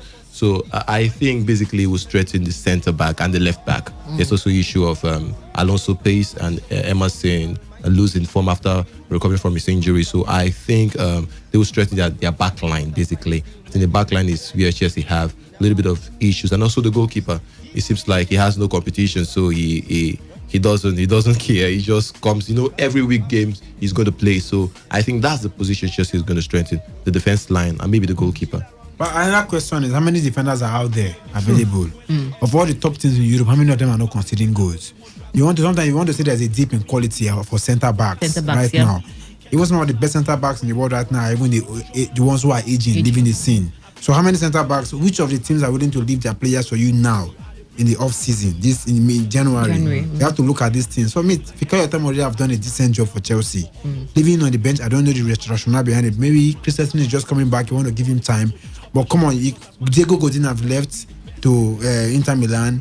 I think he's been out injured for a while. He's not been playing. Atletico Madrid, they have to be one of the best defensive teams at some point. They're struggling. They're shipping in the goals. How many quality defenders do you have in the market at the moment that you want to go and bring in? Because Zuma has not been bad since he came back. Except you want to scout England, James Tarkowski or Burnley, decent defender. Everton have Michael Keane and Holgate. These are two center guys that can go to other teams. People was asking them, this guy Ryan Shawcross of Stoke City, he was good at how come none of the big teams were going for him? Eriksen was out of what's the name? Tottenham Hotspur. The defenders there, but sometimes when you come and the philosophy of the new team make them look like they are not good. The kind of blunders Matthias have been making in Juventus this season has been terrible. Yes, we want to excuse him as a young player. Even at Ajax, he was making some silly blunder. He's the young man still growing, learning the trade. But now, even Chiellini is out for a very long time. Bonucci is the one mastering the defense. Barzagli has called it quits. So how many defenders do you have? Christian Rugani, Daniel Rugani? Where has he been in recent times? De Vrij at Inter Milan. How many defenders of quality do you have out there? Rep was talking about the overpriced Harry Maguire. That's why I didn't go for him. We know that. So how many quality defenders you want to go? There are some decent defenders that don't have those big names. They don't play for big teams. They are somewhere in Eastern Europe, not in the mainstream Europe. But these clubs don't want to even go there. They want to go for the ones that have the names that will now come and start making the blunders for them. So sometimes there are some decent defenders that are not playing in mainstream Europe. That are somewhere in the Middle East, somewhere in the Scandinavian countries. Why not go there and look for these players? That's why you spend £100 million to get a Gabriel Jesus. He comes in and starts struggling to adapt. Meanwhile, there's one player in the Brazilian league that you can get for 15, 20, 30 million pounds that will come and give you instant repair of goods. Some of these clubs, they want instant result. Only for you to bring these players, did not turn the result downward for you and you start complaining that you spent money anyhow. So most times I think you should be careful what they go for. Because when a young man is growing, he will make mistakes. Kozuma has been with Chelsea before. He went out on loan. He's back. He's going to make some mistakes. One man who I come is reliable, nobody gives him the praises at Chelsea, is that captain, Aspilicueta. He can play everywhere across, but he's playing as left back today. This guy can do a whole lot of things for Chelsea. So I think they should be careful and be careful what they do with their options going to the market. You can go there, spend the cash, and you know how it costs to bear a defender right now in Europe. You bring in a player, the person starts alters the chemistry in the team. You have to now start from square one to adapt to that person's philosophy. We the good, the bad, and the ugly. And with that, let's head straight to the Manchester Derby, where Ole Gunnar Solskjaer said Manchester United remain a bigger club than Manchester City, despite their rivals' recent rise. All eyes will be on the Etihad Stadium this evening as the blue and red halves of the City collide in the 179th Manchester Derby. United are 11 points behind reigning champion City, who have finished above their Manchester rivals in the league every season since Sir Alex Ferguson retired in 2013, winning 3 titles in that time. But asked if United continue to be a bigger club than City, Solskjaer said without hesitation, yeah. That response was to the point and shorter than any earlier answer that saw the Norwegian poke fun at City. Solskjaer joined United as a player months after their near neighbor dropped out of the Premier League in 1996, with City only returning to the top table in the year 2000 after falling as far as the 3rd tier. It meant that the striker had to wait 5 years to get his first taste of a Manchester Derby in April 2001. To bridge that gap, Solskjaer believes that they need to continue on this current path, although predecessor David Moyes, Louis van Gaal and Jose Mourinho suggested City's spending power made it an uneven fight. You can't argue that we're too far behind. But then again, it's a chance for us now to challenge them and to bridge that gap a little bit. So we're going there to win. We're going there to get a result, even though we know it's going to be difficult. You want the culture with that hunger and selflessness. Most of these players are showing. You've got the McTominays and the Rashfords and Lingards, players that know what Man United is. Are you sure that we're cool? Yeah. City coach Pep Guardiola had this to say about the derby, which is going to come up later on today. When analyzed beginning of the season, we were better than them. We were so consistent in all departments, especially the last 2 seasons. But in one game, when we played the day to be champion here with Jose Mourinho, when we lost the game 2-3 in the first half, was incredible. And we lost derbies like this. So we were better. We take a lot of points advantage, but 2-0 halftime could be 3 or 4, and we lost the game in 10 minutes. So derby is that way. However, Raheem Sterling thinks this game is going to be a difficult one, considering Manchester United's form against the big teams. It's always a massive game, no matter the two teams' positions in the table at this moment in time. It's always a game that, it's massive history, and, United at this current moment in time against the big teams this season, they've been very good. You see how much they're fighting for their shirt when they play against the top teams, and I expect no different.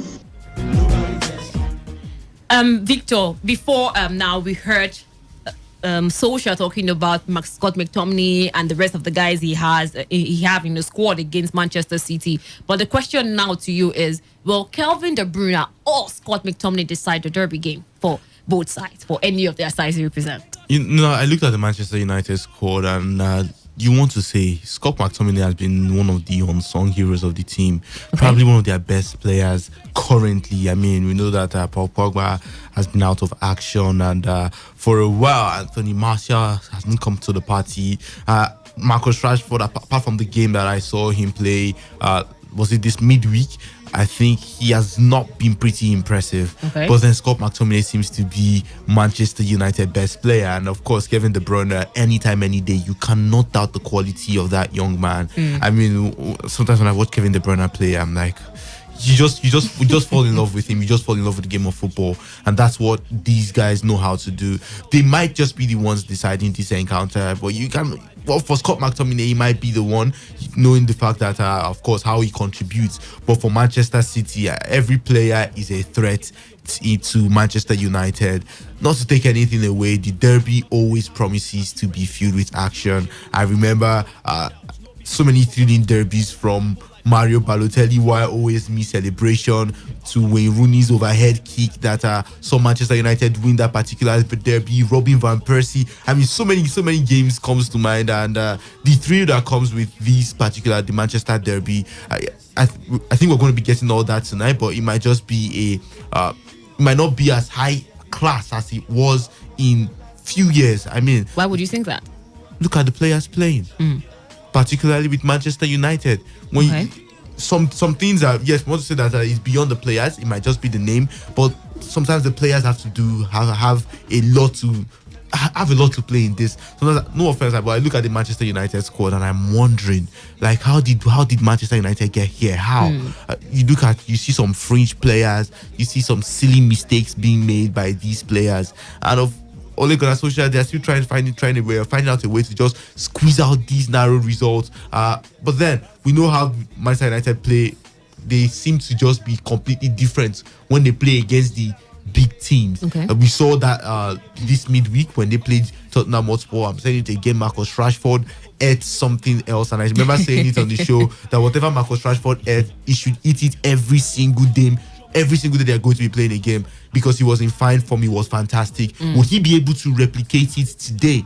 That is going to be the problem, because the problem of Rashford has always been consistency. Okay. This guy has not. He has not been consistent. He comes in. Remember the first game that they played with Chelsea? Marcus Rashford just seemed reborn. I mean, it's like a movie, Rashford Reborn or Rashford Resurrected. And then I was like, okay, yes, this is definitely going to be a good season for him. And then he just went into oblivion, and somehow he seemed to have come back to life.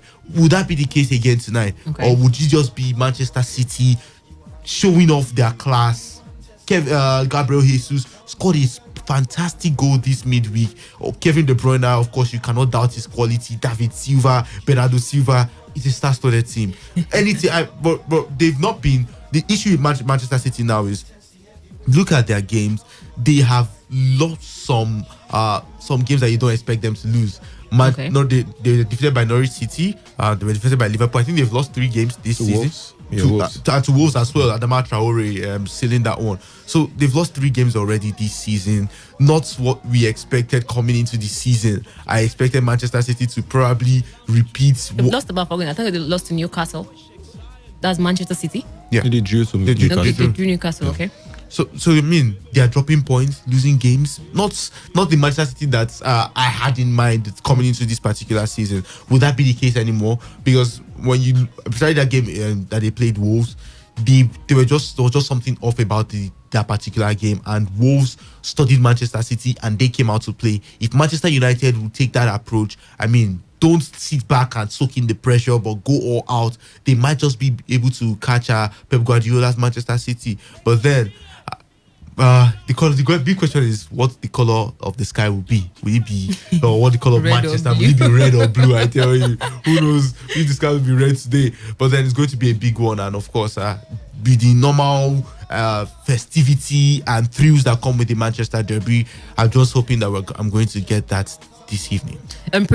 Yes. Scott McTominay, Mr. Reliable for United against City today. Yes, Scott is quite an intelligent player. He played alongside Matic and Pogba last season, a lot of games, and I think he has grown. He has grown as a young player. I think this game will be won in the midfield. And there's something about Ole's midfield this season when he's playing the big side.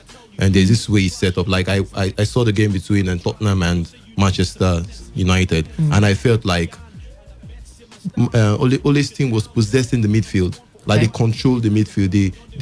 McTominay's position was perfect. The way he holds the ball, the way he distributes the ball, playing alongside the Brazilian, it was just cool to watch. And I think playing against the big team, there's something unique about Ole.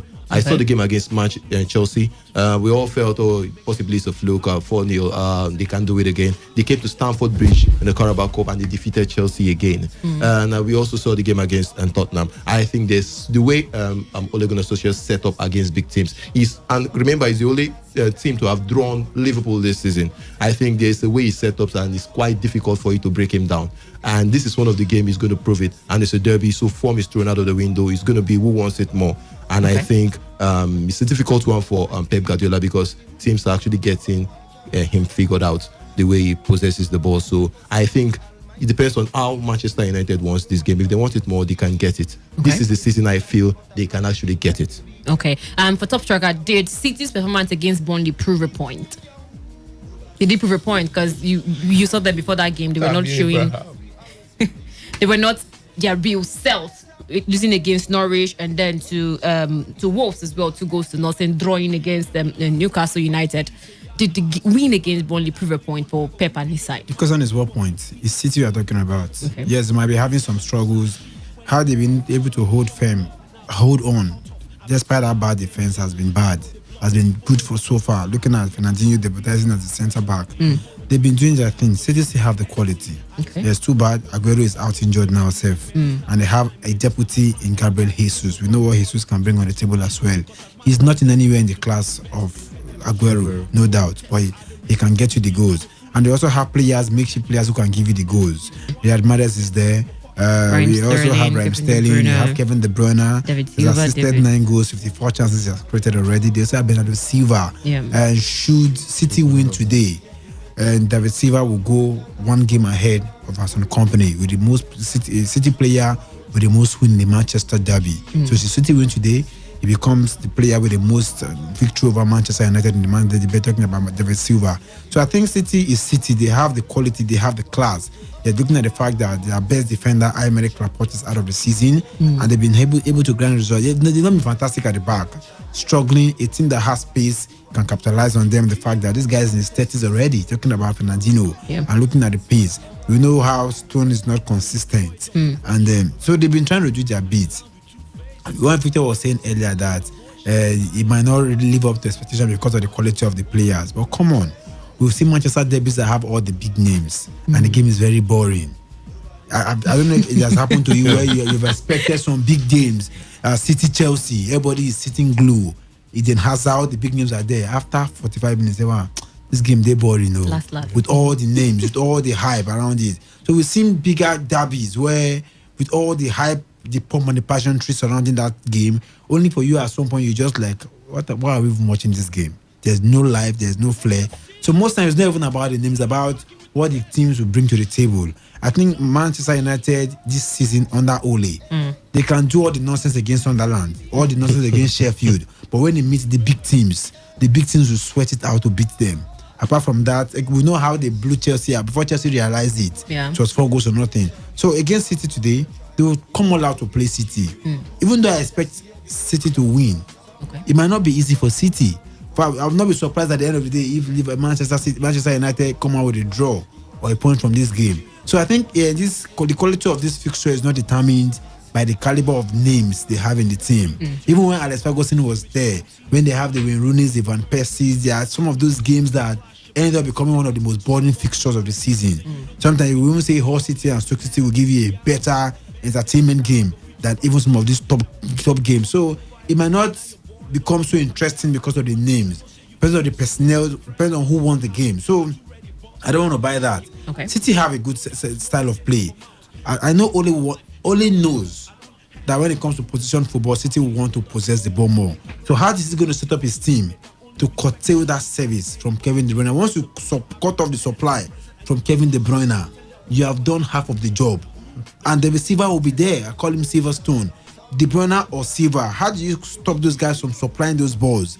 Once you cut off those 2 guys, the wing guys, Sterling and Mahrez, or Sterling and the receiver might just become passerby in that game. So how do you stop these guys from the midfield? Ikan Gundogan, we heard his back. What's his name? Another unsung hero in that team is that guy Rodri. What that guy does in the midfield for City, nobody sees it. Like according to Pep, this guy does not make himself better. He makes the other people around him to become better. He's not interested in scoring goals. It's just to make the other people around him better. How do you cut off the supply from these guys to the guys up front? That should be the interest of Man United. Because don't struggle possession with them because you get the possession. So, and of course, we have Martial is back. Should be back. And when Martial and Rashford play together, we know the havoc they can cause against oppositions. So I think this game can go anywhere. City will definitely want to possess the ball. Of course, even though I expect Man City to carry the day. Still with you, Ole Gunnar Solskjaer said that United are still the bigger side, are still the better side when it comes to this particular derby. Do you think same? Bigger side? Yeah, bigger in terms side. of achievements, accomplishments, it's not it should be. United are the bigger side. Okay. Better side in what aspect? Even if you talk about recent play, recent times, in the past 4 or 5 seasons, since Alex Ferguson left, City has finished ahead of Manchester United. Even when United was there, but they won the season, the league before United won it back, and he took his bow. So in the last 4 or 5 years, it's all about City. If you say they're the better side since Ferguson left, yes, you're correct. In fact, since the owners bought Man City, the Qatari owners bought Man City, Man United fans started referring to them as the noisy neighbors. The noisy neighbors, the fans of Man City are saying, yes, the noisy neighbors are getting louder. At a point, the noisy neighbors now own the city of Manchester. So they've owned the city since. Ferguson just did a fast one, won the league back, rescued the league back from them. It took about all the managers have come in after then, from Moyes to Louis van Gaal to Jose Mourinho to Ole Gunnar Solskjaer. What have they really done? So City have had the bragging rights when it comes to the Manchester derby in the last 4-5 years over Manchester United. So in terms of achievement, what they've achieved, United are the biggest, are the better. But when it comes to recent times, come on, United don't even come close to them. But still, when it comes to winning games, Manchester United are still ahead of them. Winning games, that's what I'm saying. In this particular derby. Nobody is struggling with that. Just like, okay, take it. Arsenal and Brighton. Arsenal have had the bragging right over, but on Monday, they can take solace in that we played them many times. We've won more. They've won 73. They accounts for nothing. Yeah. They don't use that to accumulate more points for you. Okay. Whatever you've done was in the past. It remains in the past. As at time now, Man City have the bragging right over the Manchester, about the two Manchester clubs in the Manchester derby. Yes, in terms of who have won more, of course, United are miles and shoulders ahead of them. Looking at the fact that how these people got relegated, at some point they came back from relegation. They've been having their constant struggles. But come on, if you talk of written times, it's all about Man City. But when you talk about the totality of achievement, what the teams, you cannot compare Manchester United and Man City by any way, such of the imagination. I'm Victor with you now. Are we safe to say United's big game form gives them hope against Manchester City? Yeah. I think if they've not been performing well with the big teams, we won't be giving them a chance going into this particular game. So yes, I think their form so far when they play big teams gives them a little bit of hope against this fixture, and the fact that Manchester City's defense as well this season has not been as formidable as it was last season. Seeing the fact that their main defender, the main man that they can always count on, Emerick Laporte, is out, and they're making use of makeshift defenders. So with that in mind, you want to say that Manchester United, they do stand a chance of getting something out of this particular one. They could win it, they could draw, they could get a point. I think it's an even game, really balanced, and we know how the Manchester derbies are. Form gets thrown out of the windows. We've seen things in the Manchester derbies. We've seen one of the Manchester teams winning 6-1. So form gets thrown out of the window in such games. So it might just be the case today. Who knows if we'll just be seeing a surprise or a shocker from Manchester United, probably repeating a Chelsea or pulling out a Chelsea on Manchester City. Priya, where will this game be won and lost for both sides? I said earlier, it's going to be in the middle of the park because Kevin De Bruyne has created more chances than any other player in the Premier League. Kevin De Bruyne is quite important to this Manchester City setup. So I think the game will be won in the midfield. It depends on how McTominay actually soak the pressure and how he helps his other teammates help him out, like Fred or Pereira. How they come back to help McTominay soak this pressure, because the pressure will definitely come. Manchester City are going to pass the ball around your box. It will definitely happen. But how can we defend and remain that discipline from the beginning of the game to the end of the game is going to be important. And how we take our chances, that is going to be for Manchester United players. How are we going to take our chances? If we get our chances, let's take it, because you're not going to get much chances in this kind of game, because Manchester City want to hold the ball 65% possession. So when you get the ball, what will you do with that ball? What will you do with that ball when you get to the third half of the pitch? So it is important. So Manchester United, take your chances. Manchester City is going to be the regular thing. Let's play the ball around. Let's try pass the ball around the middle of the and then let's pass the ball in the middle of the park. Let's see how we'll get our chances. Let's steadily run at these defenders. Let's see if they will make mistakes. I think that is where Manchester City have strengths, because most of their goals have been coming in from the likes of Sterling, Aguero. Aguero is not going to be in the game, but Sterling, Mahrez. So they are going to put a lot of pressure on Manchester United left back and right back. So it's going to be very, very difficult for Manchester United. But I think they can hold their own if they take their chances. It's quite important, taking their chances. Rashford is going to be a decisive factor in this game.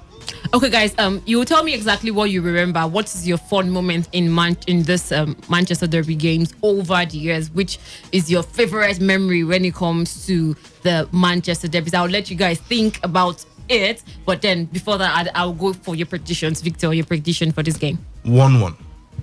1-1. Okay, that's coming from Victor. Priye? A straight 2-1 win for Manchester United. Manchester United is going to be winning Manchester City. Yes. And top striker, your prediction for this game? I'll go with 3-1 City win. And fond memories, the 6-1 bashing. Mario Balotelli, why always me? I tell you. And the other game was the overhead kick by Wayne Rooney. Does. And Robin Van Persie's late free kick. There are so many fun memories for this game. Even Michael Owen's 96 minutes winner. Michael Owen's last gaps winner right there. So I think the game has brought so many fun memories for anyone who has followed the Manchester derby. We've seen a whole lot of late winners. Vincent Kompany has also decided this game in so many ways. Okay. And so these are some of the. Well, even the 2 seasons ago when City won the league, and that fun memory was those 2 quick fire goals by Pogba. Yeah. And denying them to win that game. Powerhouses. Leicester have won 17 of their 26 Premier League matches on the road, just as a second in the table. But the Foxes boss expects his side to get even better in 2020. Leicester's next Premier League game is away at Aston Villa on Sunday. Asked if Leicester can win the title this season, Roger had this to say. It doesn't really matter because it's the period and the time that you're actually playing. I think in that period it worked really well. You know, if you look at Liverpool last year, you know, the points total that they had, and they still didn't win it. So I think you can only look to develop your performance. I think what we're trying to do is just, we know what we want to get to, we know what our ambition is, we know what we want to try and achieve, we know the difficulty of that. Pat McBrick against an established group of teams, but we're really excited about that challenge of developing as a team and as a football club that hopefully can allow us to sustain that challenge.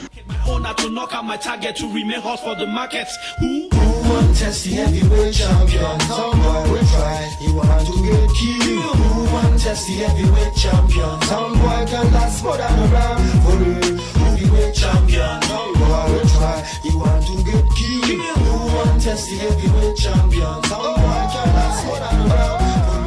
Elsewhere, Watford have appointed Nigel Pearson as the manager until the end of the season. The former Leicester City boss will take charge after Sunday's Premier League match against Crystal Palace. The 56-year-old is Watford's third manager of the season, following Quique Sanchez Flores' sack on Sunday after less than 90 days in charge. Watford's under-23 coach Hayden Mullins will oversee today's fixture. Flores was dismissed on Sunday following the 2-1 defeat at Southampton with the side bottom of the Premier League. He succeeded Javi Garcia, who was sacked in September. Pearson last managed in the Premier League at Leicester, but was sacked in May 2015 and replaced by Claudio Ranieri, with the Foxes winning the Premier League title the following season.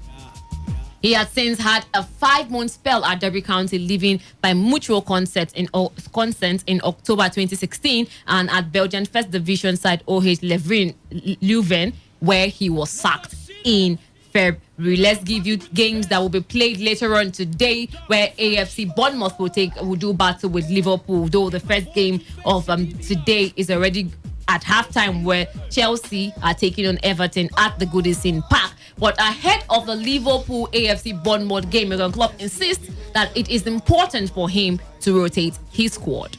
It's a time where you have to make changes. That's clear. It's not a specific number. It's just the need of the situation, and that's what we will do 100%. And I know when you are a football supporter, then you want to play in your mind best 11 all the time. But it's not FIFA or whatever PlayStation where they don't need a rest. It's just how it is. We have to do these kind of changes, and we will do. That's clear. As long as the boys give me the opportunity, we will do it. Also, Mina said he hopes to have more years to play in the game. Hopefully I've shown number 7 a lot of respect and done the number justice. Obviously there's always going to be pressure wearing that number, but I feel like I can deal with it and have dealt with it and represent the number and the club in the right way. I want to play at the highest level as long as possible and feel pretty good now physically and mentally, and feel like I can contribute the same as I could a few years ago. And obviously when you're part of a football club like Liverpool, it's a great club to be at. We're pushing for honours and feel part of something big and something that over the last 4 or 5 years I've been involved in it growing and getting better and better. So I want to contribute to that as much as I can and keep pushing, and hopefully I can do that for a few more years yet. Meanwhile, after the loss against Manchester United in their midweek fixture, Jose Mourinho said he hates seeing players sad after a loss. One of the things I told to the players was that I saw a sad dressing room, a sad buzz, a sad plane, and that's not what I like after a defeat. I think after a defeat you cannot be sad. You have to be more than that.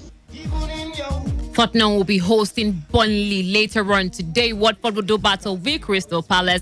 And the last game for today will see Manchester City take on Manchester United. And tomorrow, Aston Villa will do battle with Leicester City. Newcastle United will do battle with Southampton, while Norwich City are up against Sheffield United. And Brighton and Hove Albion will take on Wolverhampton Wanderers. And Monday Night Football, West Ham United will do battle with Arsenal in the London Derby.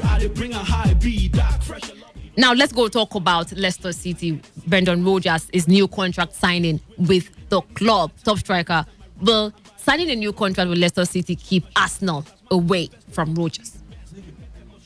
I think it might not keep him off. But sometimes that's the way this thing works. The club can tell him, sign a new contract. The offers will always come for you. So when they come for you, what will happen is that your value rises. We also have to get something off the deal. You get something better as well. So I've seen cases where a player is told by a club, sign a new contract. When you sign the contract, this is what's going to happen. We're going to increase your weekly pay. So even when you sign a new deal with that club, we'll still be paying you for a while, but your value increases. We also seem to not get enough from it. They've shown that they want to keep him. What if Arsenal does not come again? Whatever Leicester are enjoying right now, they don't enjoy it next season. This club size, they are not patient. If Leicester have a good finish, let's say they finish second and third in the Premier League this season, next year they start having bad results. After 10, 15 games, it might be sacked by the club. That's one thing about this contract. You might sign the contract just to reward you off this immediate, so no club comes to get you. But next season, you don't start off well, you don't get the results well, they end up sacking you. So most times, for these managers at Leicester, will they continue with this form come next season? That's a big question. They have some decent players at the moment. What if a Real Madrid, a Man City comes for Ndidi next season? Ndidi moves. Another of those clubs comes from Soyuncu, he goes. Another club comes for maybe Paris Saint-Germain comes for Yuri Telemans. And at the end of the day, 5, 6, 7 players from this team leaves the club. You're not bringing the other players to fill in the gap. They might not have the results they're having. They might have a rough start next season. Maybe the first 10, 15 games are struggling. This man might get the sack. He might be told to resign or leave the job. So most times, this is football for you. It's like politics. No permanent friends, no permanent enemies. It's just that when you're going is good for you. You enjoy your stay. When it's not going well, you are sacked. You now start speaking English. They've parted ways on mutual consent. And he has been sacked. He has been let off. So it's not the MPFA way you step aside. They stay to step aside. Or you have been suspended indefinitely for 3 years. You don't come back. So but thinking, why is the marriage is still sweet at the moment? Everybody is happy. But right now, signing a new contract. Arsenal might still come, discuss with them. Okay. Leicester, before now, they were saying if Arsenal were going to sign him, they're going to get £40 million in compensation. Yeah. Now he has signed a new contract. What if Leicester are saying, we want £25 million in compensation? So it could be a two-way thing. Let's just make the most of what we can get right now. There's no guarantee that whatever Leicester are enjoying right now under Brendan Rodgers, they're going to enjoy next season when the season starts, depending on where they finish next. So this man might end up finishing in the top 6 for them. They go to the continent next year. They start the season next year. They now start having continental engagement. The fixture now get congested with them because of the squad depth. They are not doing well. This man might get sacked before the first 15 games of the season. So I think why the marriage is sweet, everybody seems to be happy. But when it's not going good, they sack him. What's the guarantee that maybe after the January, they then start having some bad results? This man stays at the end of the season. That's a big question. So I think at the moment, Arsenal might come. Other clubs might come, show interest right there, discuss with him. The only thing Leicester will demand is that you give us compensation because he has a contract with us until 2025. Okay. And if the clubs are willing to part with that money, come on, they will let him go. And Victor, looking at how Arsenal are struggling in the midweek game against Burnley, they lost that 2 goals to 1. VAR, took out David Luiz's goal that he scored and said that was how Correctly. Arsenal Yeah, no, it was the correct decision. Arsenal lost that one at home at the Emirates, and fans were really agitated with that particular loss. Where does Arsenal go from here? They need a manager, and they need that manager soon. But then I've been saying it for a while.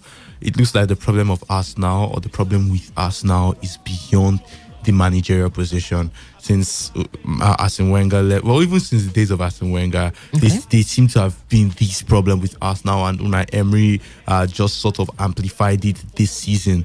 And Freddie Ljungberg can do the best he can, but I don't know how he will be able to salvage Arsenal. When going to this particular match, I was asked for my prediction, and I said it's going to be 2-2. I was very confident that the best Arsenal would get from that game is going to be a draw, and I was right. I mean, they even lost that one surprisingly, surprisingly for some. It just shows you the situation that Arsenal is in at the moment, and it looks like they might just keep going deep down. They need a manager as soon as possible that would, and it's not just getting the manager. When you get the manager, you should be able to dance to the tune he plays. He wants this amount of money for this player. You should be able to cough it out. I think that's what Arsenal needs at the moment. Look at their big money signings that they made this season. And I remember at the start of the season, Arsenal fans were talking everywhere. They were talking. I mean, we are Pepe them team, Nicolas Pepe. Pepe is like one of the worst signings so far this season. Why would you classify him worst signing? It says so one far? of them. Why would you put him in that category? He has not justified the amount with which he was bought. Why would you say that? Everybody knows that. Why did they bring Pepe? To not only to score goals, but to influence play. I don't see him doing that. He did that probably the first 3 games. I think he has just been an average player. He has just been an average player. That's actually the truth. Okay. They brought in David below average. Don't like I didn't say below average. I was fair enough to say he has been an average player. And even the coach, the interim coach, Fred Ljungberg, he said we've got to talk. I was listening to him talk, and he said I've got to speak with Nicolas Pepe because he's not doing what he was brought here to do. It's that bad. The coach knows that this is it. Maybe it's the fact that he's still trying to adapt. I don't know how long it's going to take him to do that, but of course we know how these things play a part in football, where you've been in different countries your whole life, and then you come to a new country and then you need time to adapt to the style of play and all. Nicolas Pepe has not been fantastic. They spent money. David Luiz, they brought in David Luiz, who, well, is doing what David Luiz knows how to do best. Both contributes positively and sometimes negatively when he does.